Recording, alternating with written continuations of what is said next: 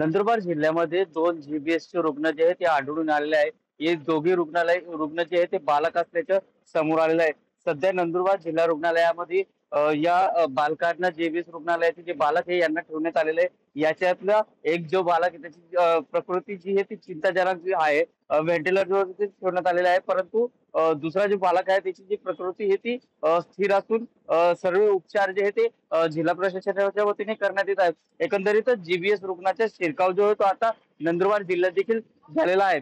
तर या ठिकाणी शासनाच्या वतीने आणि आरोग्य विभागाच्या वतीने पाहिजे त्या उपाययोजना ज्या आहेत ते करण्यात येत आहे. जीबीएस रुग्ण जर मोठ्या संख्येत आढळून आले यासाठी 20 बेडचं आयसीयू जो आहे तो तयार करण्यात आलेला आहे. एकंदरीतच नंदुरबार जिल्ह्यामध्ये जीबीएस रुग्ण आढळल्यामुळं खळबळ जी आहे ती उडाली आहे. परंतु जिल्हा प्रशासनाच्या वतीने खबरदारीच्या उपाययोजना ज्या आहेत त्या संपूर्ण घेतल्या जात आहेत. सध्याचे जे रुग्ण आहेत त्यांची तपासणी केली गेली. त्यांचा अहवाल जो आहे तो येण्याच्या बाकी आहे. परंतु त्यांच्यातले जे काही सिम्पटम्स आहे त्याच्यातून आढळून येत आहे की हे रुग्ण जीबीएसचे आहेत. तर त्यासोबतच ज्या गावातले हे रुग्ण आहेत त्या गावातल्या ग्रामपंचायत अंतर्गत येणाऱ्या पाण्याची तपासणी देखील जिल्हा प्रशासनाच्या वतीने करण्यात येणार आहे. त्यानंतर या रुग्णाचा अहवाल जो तो येणार आहे. त्यामुळे हे रुग्णांवरती उपचार जे आता जिल्हा प्रशासनाच्या वतीने करण्यात येत आहेत. जितेंद्र बसा, टीव्ही 9 मराठी, नंदुरबार.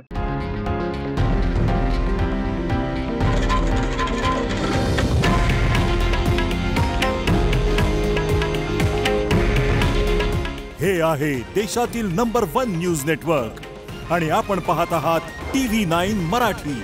काळजी तुमची, हित महाराष्ट्राचं.